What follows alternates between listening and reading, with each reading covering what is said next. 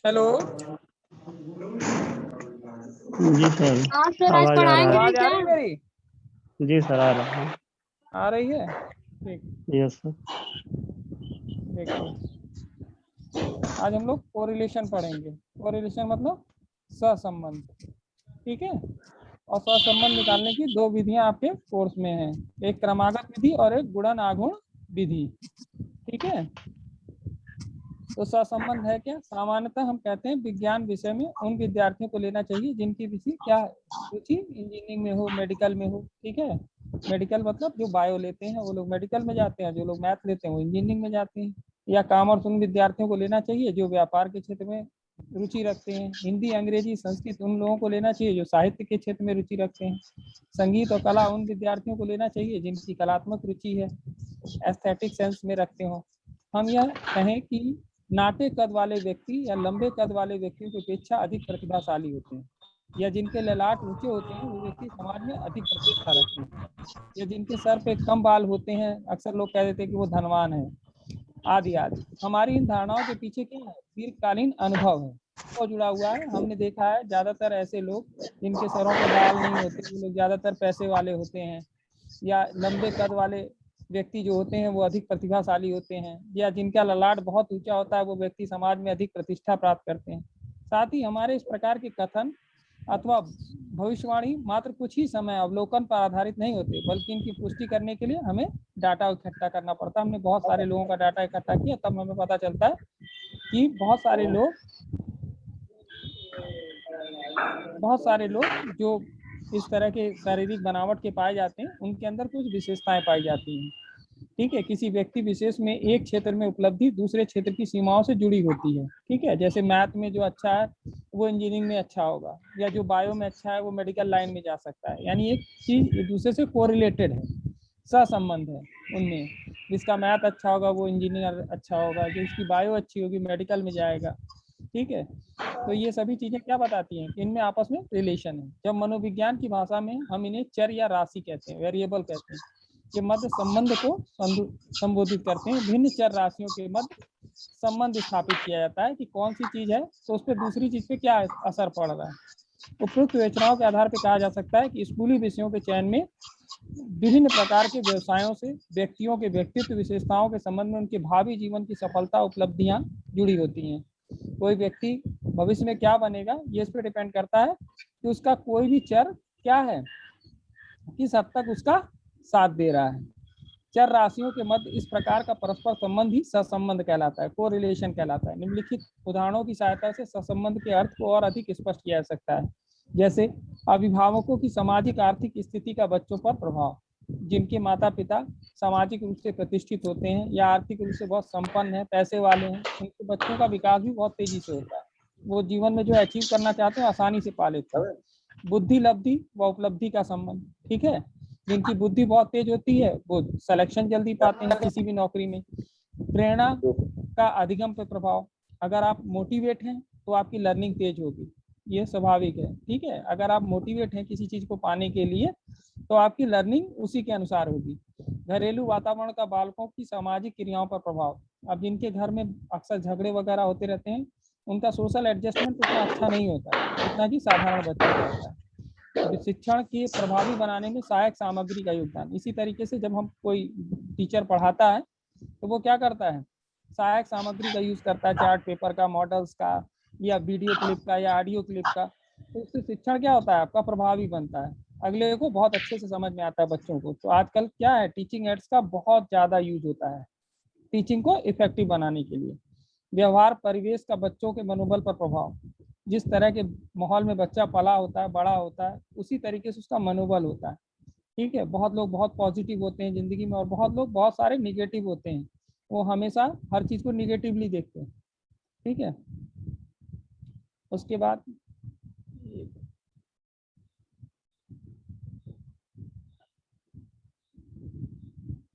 है ना, बालकों के मनोबल पर, उनके विकास पर प्रभाव पड़ता है।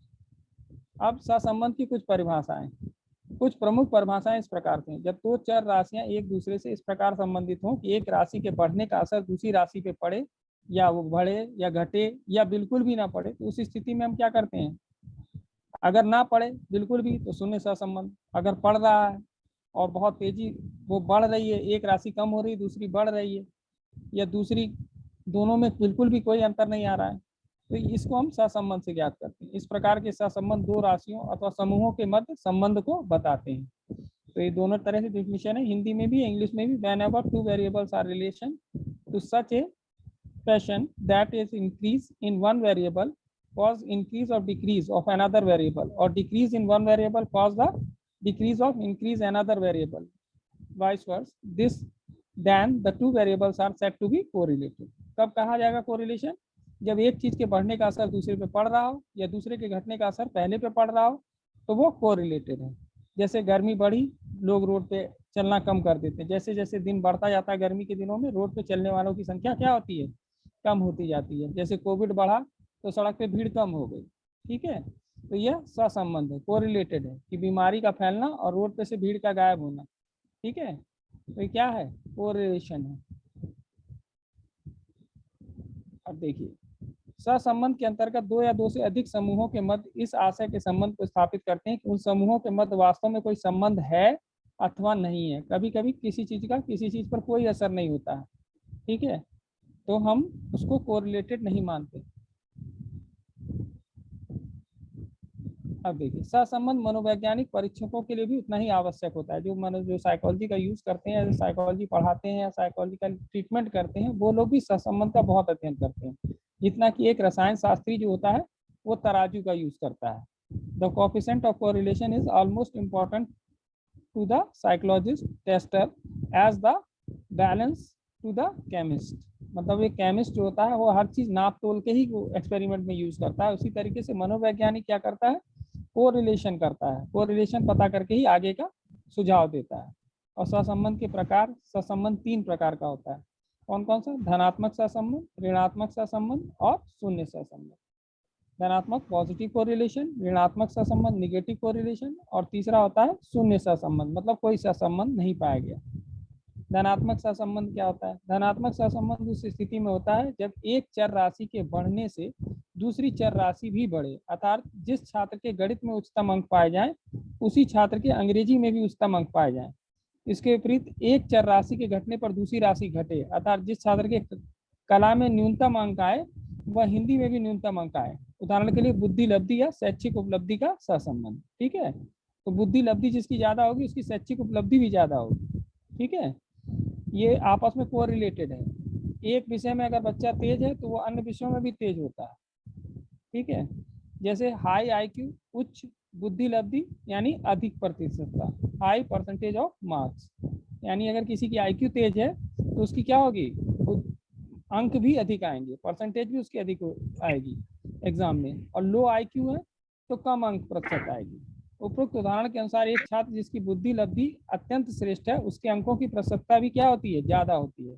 दूसरे शब्दों में एक छात्र जिसकी परीक्षा में उच्च अंक आए हैं उसकी बुद्धि लब्धि भी श्रेष्ठ होगी। ठीक उसी प्रकार जिस छात्र की बुद्धि लब्धि निम्न है तो उसके परसेंटेज भी कम आएंगे। अब आगे देखिए, इसका ये ग्राफ है। बुद्धि लब्धि क्या बता रहा है कि बढ़ती जा रही है। स्कोर टेस्ट ए, ये स्कोर टेस्ट बी।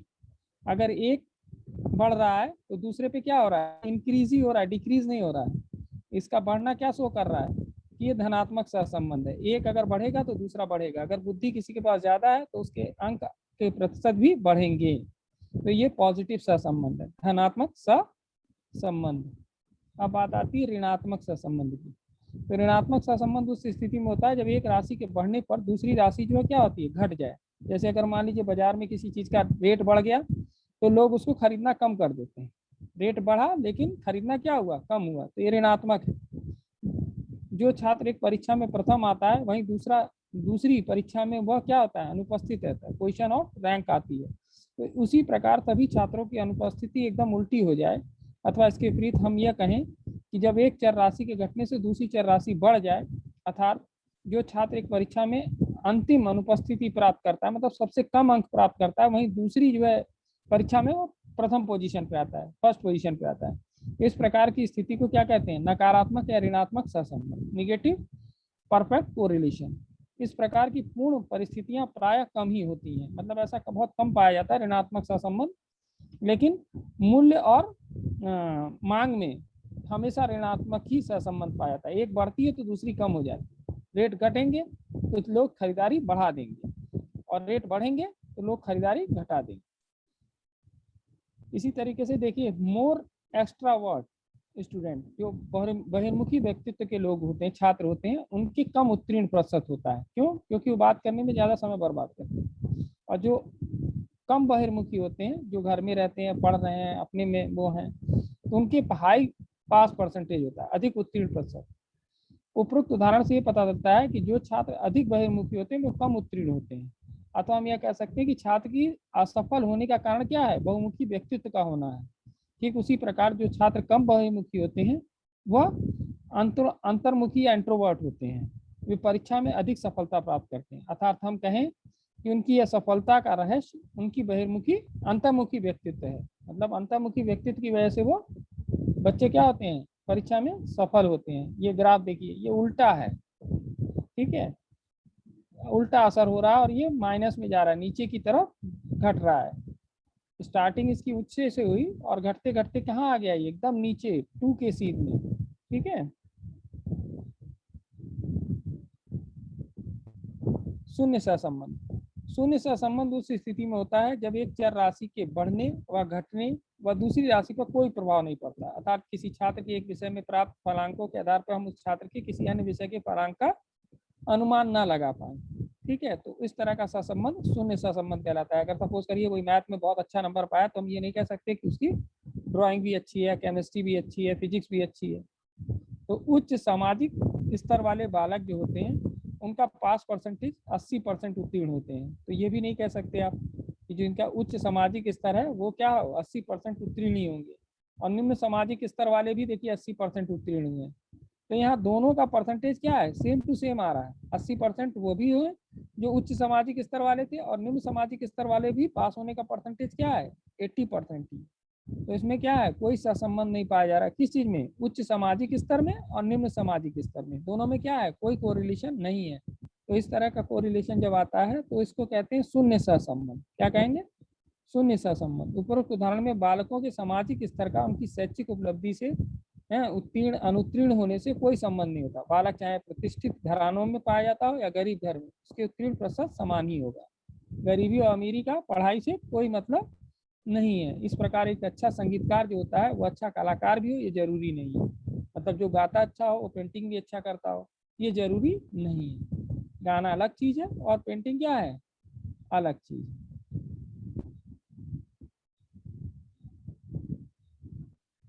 ये देखिए, ये शून्य सहसंबंध का एग्जाम्पल है। इसमें अलग अलग जगह पे स्थितियां हैं। कभी नीचे हुआ, ये नीचे था, फिर ऊपर गया, फिर नीचे आया, फिर ऊपर गया, फिर नीचे आया, फिर ऊपर गया, फिर नीचे, फिर नीचे, फिर नीचे, फिर नीचे। यानी क्या है? कोई सहसंबंध नहीं बता रहा। कभी ऊंचा हो जा रहा है, कभी नीचे चला जा रहा है, ठीक है। तो इस तरह का सहसंबंध पाया जाता है। सहसंबंध गुणांक कैसे निकालते हैं? तो शिक्षा के क्षेत्र में बहुधा फलांकों को 2 श्रेणियों या संबंधों की मात्रा निर्धारित करने की आवश्यकता पड़ती है। इस संबंध को सहसंबंध गुणांक कहते हैं, कोएफिशिएंट ऑफ कोरिलेशन। उपरोक्त विवेचना के आधार पर यह निष्कर्ष निकलता है कि धनात्मक सहसंबंध में एक चर राशि में निपुणता होने पर दूसरी चर राशि भी क्या होती है? अधिक होती है। यानी एक की वैल्यू बढ़ेगी तो दूसरी की भी बढ़ेगी, और एक के कम होने पर अगर दूसरे की वैल्यू कम होती है तो ऋणात्मक सहसंबंध में एक विषय में कम निपुणता और दूसरे में क्या होगी? अधिक निपुणता होगी। धनात्मक में क्या है? एक कम हो रही तो दूसरी भी कम होगी, एक बढ़ रही तो दूसरी भी बढ़ेगी। और ऋणात्मक में क्या है? एक बढ़ेगी तो दूसरी घटेगी, उल्टा होगा। संबंध उतना ही घनिष्ठ माना जाएगा जितना अधिक गुणांक की मात्रा होगी। शून्य सहसंबंध में विषय की उपलब्धि के आधार पर दूसरे विषय की उपलब्धि के बारे में कोई अनुमान नहीं लगाया। इन तीनों संबंधों में आंकिक रूप से क्रमशः +10 से लेके -10 और 0.00 से प्रदर्शित करते हैं। इस प्रकार पूर्ण परिस्थितियां प्राय कम ही आती हैं कि हमारे पास वैल्यू जो आंसर आए वो सीधे सीधे +1 आ जाए या -1 आ जाए या 0.00 आए। तो ऐसी स्थितियां कम होती हैं। इसलिए सहसंबंध की मात्रा किस पे डिपेंड करती है? +10 या -10 के मध्य ही आती है। हमारा जो भी हम स्टैटिक्स लगाने के बाद आंसर लाएंगे वो किसके बीच में आएगा? +1.00 से लेके -1.00 के बीच में। वास्तव में सहसंबंध हमें यह दर्शाता है कि दो राशियों के संबंध यानी उनकी प्रकृति क्या है, नेचर क्या है। इस दृष्टि में सहसंबंध गुणांक वह अंक होता है जो हमें संकेत देता है कि दो चर राशियां किस सीमा तक एक दूसरे से क्या है, रिलेशन में, कोरिलेशन में है। देखिए संबंधित है, अर्थात एक चर राशि में होने वाले परिवर्तन के कारण दूसरी चर राशि में कितना परिवर्तन आ रहा है, यानी वैल्यू जो होती है, आंसर जो आता है वो +1 से लेके -1.00 के मध्य आता है। और इसे ये P है लेकिन इसको रो कहते हैं, ठीक है। सहसंबंध परिणाम की व्याख्या, तो सहसंबंध गुणांक अथवा इससे जो भी आंसर आता है, निष्कर्ष आता है, तो इसे P जो चिन्ह है ये दिखाई दे रहा है आपको, P चिन्ह, ये इस चिन्ह से हम सहसंबंध बताते हैं। परिणाम की मात्रा या मैग्नीट्यूड जिसको रो भी कहते हैं, दो बातों को ध्यान देना चाहिए। यदि सहसंबंध गुणांक धनात्मक है तो इसका अर्थ यह होगा कि दिए गए वितरण में एक राशि के बढ़ने पर दूसरी चर राशि भी क्या होगी, इंक्रीज करेगी, और एक के घटने पर क्या होगी, दूसरी राशि भी घटेगी। उदाहरण के लिए यदि बालकों की बुद्धि लब्धि और विषयगत उपलब्धि को देखा जाए तो दोनों में क्या है, कोरिलेशन है। अगर कोई बच्चा बुद्धिमान है तो उसकी विषयगत नॉलेज भी क्या होगी, ज्यादा होगी। अगर बच्चा डम है बुद्धि में तो उसकी विषयगत नॉलेज भी क्या होगी, कम होगी। सहसंबंध, देखिए सहसंबंध ज्ञात किए जाएं तो इस स्थिति में सहसंबंध गुणांक धनात्मक आएगा।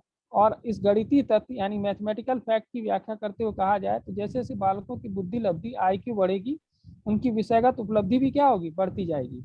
इसी प्रकार इसके विपरीत यदि सहसंबंध गुणांक ऋणात्मक आता है, इसका मतलब क्या है, एक राशि घटेगी तो दूसरी राशि क्या होगी, बढ़ जाएगी। उदाहरण के यदि मनुष्य की आयु एवं उसकी स्मृति में सहसंबंध ज्ञात किया जाए तो एकदम उल्टा है। जैसे जैसे आदमी की आयु बढ़ती है उसकी स्मृति करने की क्षमता क्या होती है, कम होती जाती है। जैसे जैसे आदमी की एज बढ़ेगी आदमी की स्टोरेज क्षमता क्या होगी, कम होती जाएगी। स्मृति, मेमोरी जो होती है, रिटेंशन पावर जो है वो कम होती जाती है, याददाश्त रखने की क्षमता कम होगी। सहसंबंध गुणांक प्राप्त निष्कर्षों को व्यक्त करने के लिए गिलफर्ड तालिका का यूज किया जाता है। अगर 0.00 से लेके +0.20 तक है तो ये नगण्य सहसंबंध माना जाता है, और 0.21 से लेके 0.40 तक है प्लस माइनस के बीच, तो यह निम्न माना जाता है। ठीक है, इसी तरीके से बीच के दो और +0.71 से लेके ±0.90 तक है तो उच्च माना जाएगा। अगर माइनस में तो ऋणात्मक लगा लेंगे उसके आगे, और अगर प्लस में आया तो धनात्मक उच्च सहसंबंध। और +0.91 से लेके ±0.99 तक है तो अति उच्च। अगर माइनस में वैल्यू आएगी तो आप ऋणात्मक अति उच्च सहसंबंध कहेंगे, और अगर प्लस में वैल्यू आएगी तो धनात्मक अति उच्च सहसंबंध कहेंगे, और +-1 अगर आ रही है तो पूर्ण सहसंबंध है। ठीक है, लेकिन ऐसी स्थिति बहुत कम आती है जब आपको पूर्ण मिल जाए। ठीक है, अब सहसंबंध गुणांक ज्ञात करने की विधियां, तो इसकी 3 विधियां हैं स्टेट में। एक क्रमागत विधि है, स्पीयरमैन रैंक मेथड, और दूसरी है गुणन आघूर्ण विधि, पियर्सन प्रोडक्ट मोमेंटम मेथड। यही 2 मेथड आपके कोर्स में है, एक स्पीयरमैन रैंक डिफरेंस मेथड और दूसरा गुणन आघूर्ण विधि, प्रकीर्णन आरेख विधि तीसरी विधि है। देखिए स्पीयरमैन क्रमागत विधि क्या कह रहा है कि क्रमागत विधि को हम श्रेणी क्रम विधि के नाम से भी पुकारते हैं। इसमें हम रैंक देते हैं हर नंबर को उसके बढ़ते हुए घटते हुए क्रम में। इस विधि को प्रतिमान चार्ल्स स्पीयरमैन ने किया था, और यह उन्हीं के नाम पर इसको स्पीयरमैन सहसंबंध विधि भी कहते हैं, तथा इस विधि द्वारा प्राप्त सहसंबंध गुणांक को हम स्पीयरमैन सहसंबंध गुणांक भी कहते हैं, स्पीयरमैन श्रेणी क्रम या सहसंबंध गुणांक भी कहते हैं। इस विधि से प्राप्त सहसंबंध गुणांक को लैटिन भाषा में रो से प्रदर्शित करते हैं, जो कि P की तरह बनता है, छोटे p की तरह। इस विधि के दोनों चरों के प्राप्तांकों को उनके आधार पर अलग अलग क्या किया जाता है, क्रमबद्ध किया जाता है। नंबरों को दोनों चरों के प्राप्तांक को अलग अलग क्रम देने के पश्चात छात्रों के प्राप्त दोनों क्रमों के अंतर को D ज्ञात करते हैं, मतलब डिफरेंस ज्ञात करते हैं दोनों रैंक में, जो रैंक हम देते हैं। उसके बाद उसका स्क्वायर निकालते हैं, जिससे प्लस माइनस हट जाए, D स्क्वायर निकालते हैं। फिर उसका पूरा सम करते हैं, सिग्मा D स्क्वायर का मान लेने के पश्चात निम्न सूत्र की सहायता से क्या करते हैं, सहसंबंध ज्ञात करते हैं। किस सूत्र से, इस सूत्र से। ठीक है, rho equal to 1 - 6 sigma D square upon n, bracket में n स्क्वायर -1 से। ये सहसंबंध का सिंबल है P, स्मॉल p, जिसको रो कहते हैं। सिग्मा D स्क्वायर क्या है, डिफरेंस का सम, और n क्या है, कुल छात्रों की संख्या। ठीक है। जैसे यहाँ पे एक एग्जांपल है कि 2 विषयों में गणित और अर्थशास्त्र में 12 छात्रों को मिले हुए अंक दिए गए हैं और क्रमागत सहसंबंध विधि से आपको इसका सहसंबंध निकालना है, स्पीयरमैन मेथड से। ठीक है। तो अर्थशास्त्र में बच्चे के नंबर दिए हुए हैं, गणित में नंबर दिए हुए हैं। ठीक है। अब हम इसको इस तरीके से तालिका बनाएंगे। ये छात्र हैं ABCD करके, इनके कुछ भी नाम हो सकते हैं, राम श्याम कुछ भी। ये अर्थशास्त्र के नंबर हैं उनके और ये गणित के नंबर हैं। अब रैंक कैसे देते हैं? तो रैंकिंग हम देते हैं अधिक से कम के क्रम में। तो इसमें सबसे अधिक नंबर कौन सा है? देखिए अर्थशास्त्र में 66 जो नंबर है वो क्या है? सबसे अधिक है। तो इसको हमने क्या रैंकिंग दी? 1। R1 तालिका में क्या दी? R1 तालिका ये है और अर्थशास्त्र की तालिका इसमें हमने इसको रैंक दी 1। और इसके बाद कौन सा नंबर है? नेक्स्ट नंबर 2 नंबर कौन सा है? 64 सबसे अधिक, तो उसको हमने 2 नंबर दिया। फिर 60 ये तीसरे नंबर पे है तो उसको हमने 3 नंबर दिया। उसके बाद वाला जो नंबर है जो सबसे अधिक है वो कौन सा है? 50, तो इसको हमने 4 नंबर दिया। ठीक है, 4 नंबर रैंकिंग दी। उसके बाद कौन सा है? 46, इसको हमने 5 नंबर दिया। ठीक, उसके बाद कौन सा नंबर है? 45, इसको हमने 6 नंबर रैंकिंग दी। उसके बाद 48, इसको 7 नंबर रैंकिंग। 42, इसको 8 नंबर। ठीक है, क्रम होते हुए बढ़ते ऊपर से नीचे की तरफ आएंगे और उसके हिसाब से उसको रैंक देंगे। किसको? अलग अलग रैंक देंगे। अर्थशास्त्र के विषय वाले को R1 में रखेंगे, बड़े नंबर को सबसे पहली वैल्यू देंगे 1 और उससे छोटे नंबर को 2, उसके बाद 3। इस क्रम में हम नंबर देते जाएंगे, रैंकिंग देते जाएंगे। उसके बाद हम गणित को छुएंगे इसी तरीके से। इस गणित के नंबरों में जो सबसे अधिक नंबर पाएगा उसको 1 नंबर रैंकिंग देंगे। जैसे गणित में 75 नंबर सबसे हाईएस्ट है तो इसको हमने क्या दिया? 1 नंबर दिया। इसी के बाद जब हम नंबर दे लेंगे, दोनों की रैंकिंग दे लेंगे, तो फिर इन दोनों का डिफरेंस निकालेंगे। R1 में से R2 को माइनस कर देंगे। तो यहाँ पे 3 था, 3 में से 1 गया, क्या बचा? 2 आ गया। 11 में से 10 माइनस किया, 1 आ गया। कभी कभी ये वैल्यू माइनस में भी आती है। अगर ये माइनस में आए तो आप इसके आगे माइनस ही लगाएंगे।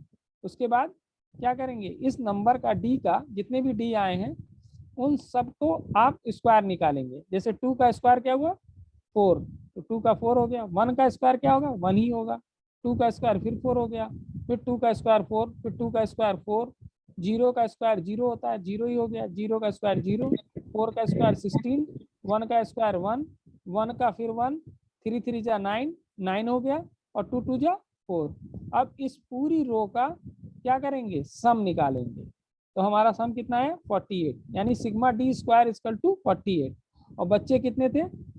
1 2 3 4 5 6 7 8 9 10 11 एंड 12 बच्चे थे। तो n की संख्या क्या हो गई? 12।